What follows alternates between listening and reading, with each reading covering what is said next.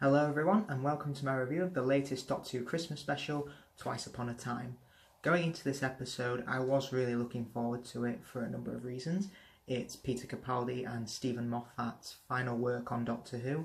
It's Jodie Whittaker's first appearance as the first female Doctor, and David Bradley starring as the first Doctor again after playing William Hartnell in the 2013 docudrama An Adventure in Space and Time, which he was excellent in, might I add.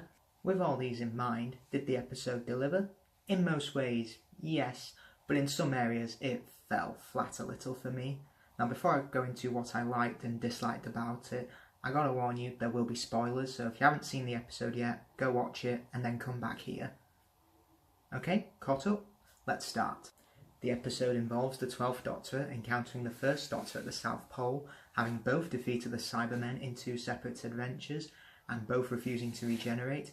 Time freezes and they encounter a World War I captain, played by Mark Gatiss, and then being abducted by a large spaceship where they meet Bill again.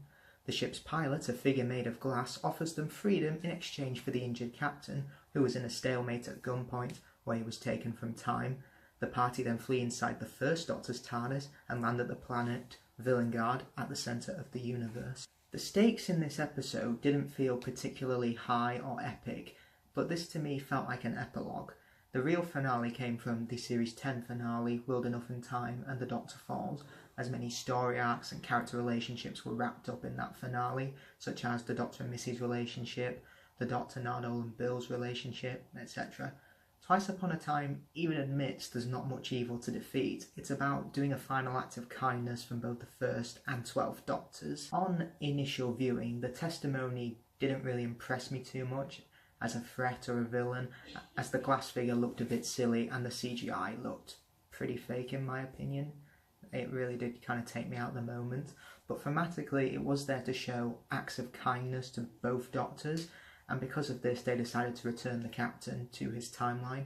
This was a good way for the 12th Doctor to go, as his story arc in Series 8 was his debate over whether or not he was a good man, and he started off being rather cold and not liking physical contact and hugs between his companions, but one of his final acts is hugging holograms of his former companions like Nardole and Bill, and he's revealed the good man that's underneath the veil. The cast in this were all fantastic. Peter Capaldi was amazing, giving us a final great performance as the Doctor, and his final words as "Doctor, I let you go" were perfect in my opinion, as it shows us a sad but reassuring change at the same time. The cast were also really good as well. David Bradley proved once again how he's a perfect impersonation of the First Doctor. Pearl Mackie was really good as Bill, and I really enjoyed Mark Gatiss as Captain Archibald Hamish Lethbridge Stewart. That's even harder to remember than the Brigadier's name. Now the Captain's name is of course an implication that he's related to Brigadier Alistair Gordon Lethbridge Stewart, who was a primary Doctor Who supporting character during the classic show, and while it felt shoehorned in a bit, and I'm sure it's annoyed some people, and the Moffat era has given us 4 tributes to the Brigadier's death, this was also a nice touch, as both the Doctors gave kindness to a man that the First Doctor didn't know yet, and one whose family the 12th Doctor knows very well at this point. And it's in much better taste in my opinion. It's much better than Cyberbrig.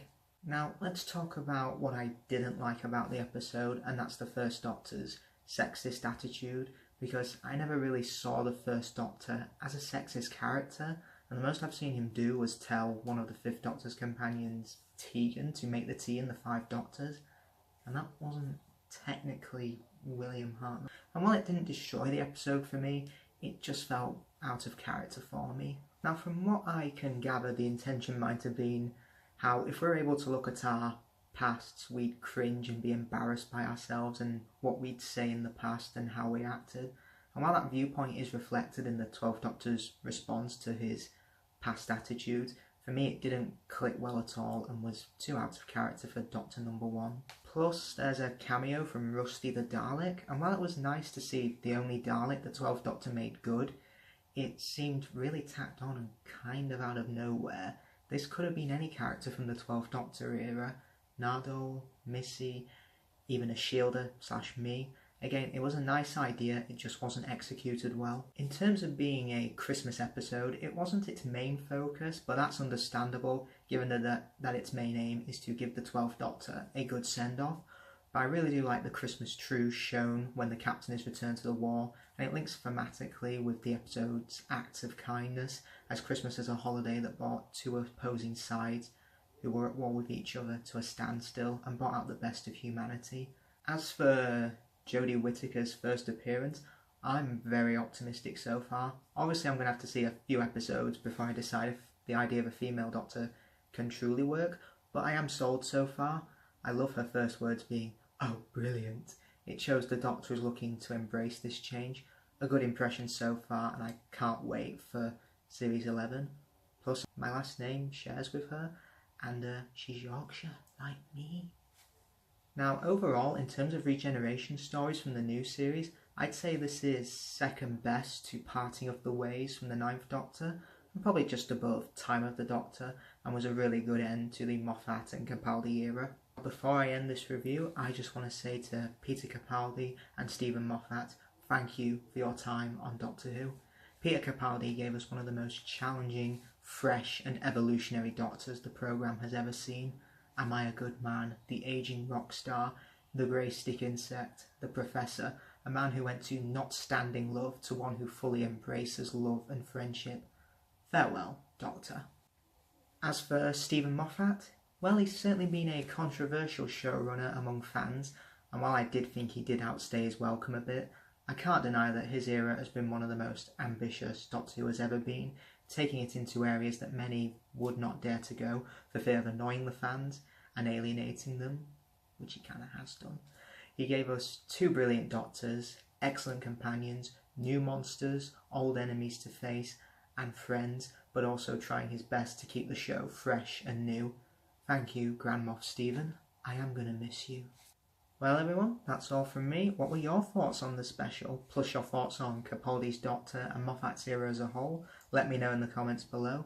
Be sure to like and subscribe, and I shall see you all next time. Goodbye.